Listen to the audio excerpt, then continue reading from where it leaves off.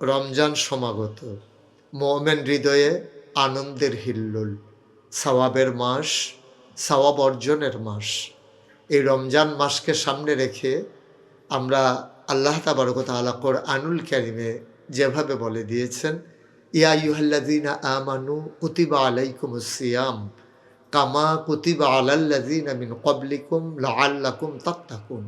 হে ঈমানদারেরা, তোমাদের জন্য রমজানের রোজা ফরজ করে দেওয়া হয়েছে, যেমন করে ফরজ করে দেওয়া হয়েছিল তোমাদের পূর্বের যারা উম্মত সবার উপরে, যত নবীর উম্মত এসেছেন সবার উপরে রমজানের রোজা ফরজ করে দেওয়া হয়েছিল।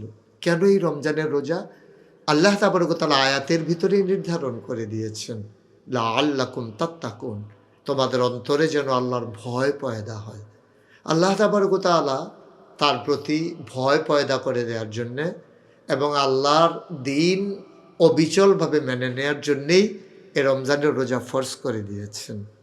আমাদের দেশে দেখা গেছে এই রমজান আসলে অধিকাংশ মানুষ রমজান থেকে গাফেল হয়ে যায়। সিয়াম সাধনায় আমরা নিজেকে নিবেদিত প্রাণ করে নিতে পারি না, কিন্তু এটা যে আমাদের জন্য কত লাভজনক। চিকিৎসা বিজ্ঞান বলেন, আপনি বর্তমান জমানায় মানুষ নানানভাবে আর্থসামাজিক প্রেক্ষাপট থেকে শুরু করে সকল জায়গায় বিবেচনা করে দেখেছে রমজান মানুষকে পারফেক্ট প্র্যাকটিসিং মুসলিমে পরিণত করে দেওয়ার জন্য রমজানের বিশাল ভূমিকা।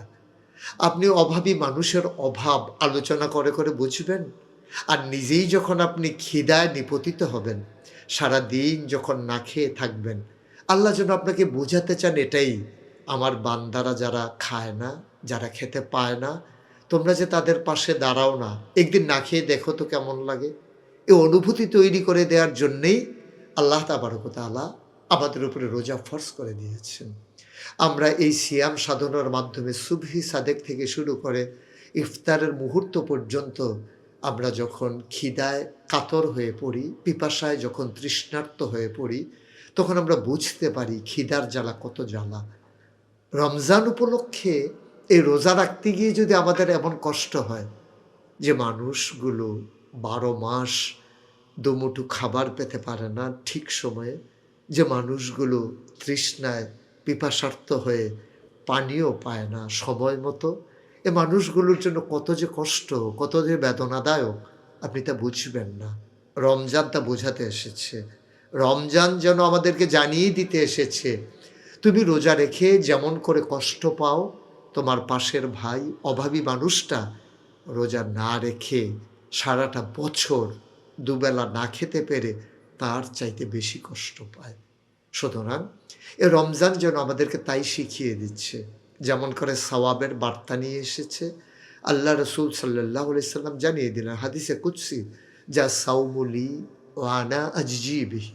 আল্লাহ নিজেই জানিয়ে দিয়েছেন রমজান হচ্ছে শুধু আমার জন্যে, আর এর বিনিময় স্বয়ং আমি আল্লাহ হয়ে যাব। সুবহানাল্লাহ, এটা বিশাল বড় একটা নেয়ামত।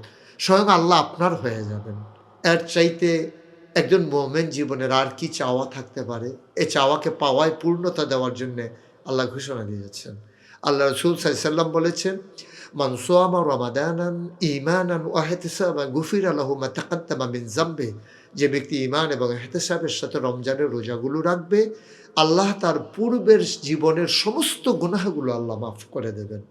আসুন এই রমজানকে সামনে রেখে আমরা আমাদের করণীয়কে নির্ধারণ করে নিই। আমরা নিজেরা রোজা রাখবো, আমাদের অধীনস্থ যারা তাদেরকে আমরা রোজা রাখানোর জন্য প্রচেষ্টা চালাবো। কোনো কোনো ক্ষেত্রে আমরা বাধ্য করব যেন তারা রোজা রাখতে বাধ্য হয়। এ গেল ব্যক্তি এবং পারিবারিক জীবন। সমাজ জীবনে আমরা সমাজে দিনের বেলা হোটেল রেস্তোরাঁগুলো যেন খোলা না থাকে, এ ব্যাপারে আমরা এনশিওর করব। আমরা যুব সমাজ প্রয়োজনে রমজান কেন্দ্রিক কমিটি করে নেব। কেউ যদি দোকানপাট খোলা রাখতে চায় তাকে বুঝিয়ে বলবো, বুঝিয়ে না বোঝানোর পরেও সে যদি না বুঝে, আমরা আইনের আশ্রয় নেব, পুলিশ প্রশাসনকে আমরা অবহিত করব। ওনাদের সহযোগিতা নিয়ে আমরা এই সমাজটাকে সুন্দর একটা সমাজ বিনির্মাণে ভূমিকা রাখব। যেন, যেহেতু বাংলাদেশের শতকরা 92 জন লোক মুসলমান, এমন না যে অমুসলিমরা খাওয়ার জন্যে দোকানে আসতে হবে। ওরা ওদের মতো করে খাবে, ওদের তো আর রোজা নাই। কিন্তু এর মানে এই অমুসলিমদের অজুহাত দিয়ে আমরা এই মুসলমানদের সমাজে দোকানপাট খোলা রাখবো, পর্দাটা নিয়ে খাবো, এটা সম্পূর্ণ রোজার সাথে মর্যাদার সাথে অবমাননা কর। এটা প্রকৃত অর্থেই বেহায়াপনা। এই বেহাপনায় লিপ্ত হতে দেওয়া যাবে না। গান বাদ্য বিভিন্ন সাংস্কৃতিক অনুষ্ঠানের নামে যেগুলো অপসংস্কৃতি, এর সয়লাভ রমজান থেকে আমরা শুরু করে দেই। আমরা এখানে এটাকে আর বাড়তে দেব না, হতে দেব না। মূলমন্ত্র হওয়া উচিত এটাই, অন্যায় করব না, কাউকে অন্যায় করতে দেব না। অপসংস্কৃতির সাথে নিজে গা ভাসিয়ে দেব না, কাউকে গা ভাসাতে দেব না। আমরা পরিবারে, আমরা যারা পরিবারের সদস্য, ইফতারের সময়, সেহরির সময় আমরা তাদেরকে সহযোগিতা করতে পারি, এই কাজগুলো আমরা করব।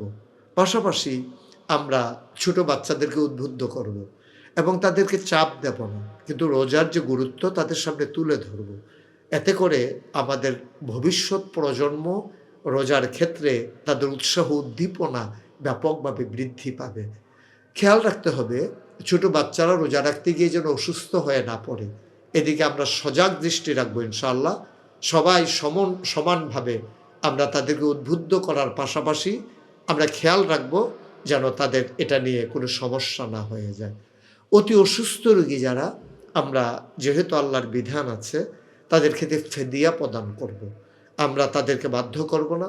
তারা উৎসাহ উদ্দীপনা নিয়ে রাখতে চাইলেও আমরা বুঝিয়ে বুঝিয়ে বলবো রোজা ভেঙে নেওয়াটাই তার জন্য জরুরি।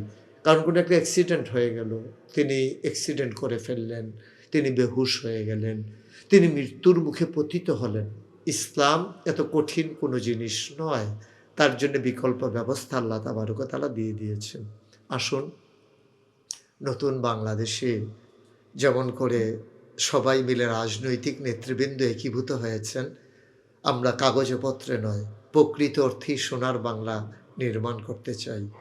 আর এই সময়ে রমজানুল মুবারকের রোজাগুলো মনে হচ্ছে যেন আল্লাহর পক্ষ থেকে শুরুতেই আমাদের জন্য বিশাল এক ট্রেনিংয়ের ব্যবস্থা। আমরা যে কথায় বলেছিলাম সোনার বাংলা তৈরি করব, আমরা কি পারবো? আর পারার জন্যেই আল্লাহ যেন একেবারে সামনাসামনি করে দিয়েছেন এই সিয়াম সাধনাকে। আমরা যদি এখানে সাকসেসফুল হই, আমরা যদি এই রমজানকে কেন্দ্র করে আমাদের নিজেদেরকে প্রস্তুতি নিতে পারি, তাহলে সামনের এক বছরকে আমরা সেই তাকওয়ার ভিত্তিতে, পরহেজগারির ভিত্তিতে আমরা সমাজকে সাজিয়ে নিতে পারবো ইনশাআল্লাহ।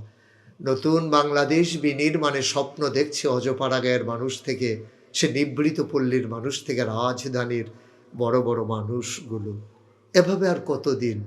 আসুন না ঝেড়ে উঠে দাঁড়াই, আর মোড় ভেঙে আমরা সবাই মিলে জেগে উঠি, জাগিয়ে দিই সবাই মিলে কুল্লুকুম রাইন ওয়া কুল্লুকুম মাসউলুন আন রায়াতিহি। আমরা সবাই রাখাল, আসুন সবাই রাখালের ভূমিকা পালন করি। যেখানে অন্যায় সেখানে আমরা দাঁড়াবো দৃঢ়তার সাথে, অবিচল আস্থা নিয়ে, অটল পাহাড়ের মতো।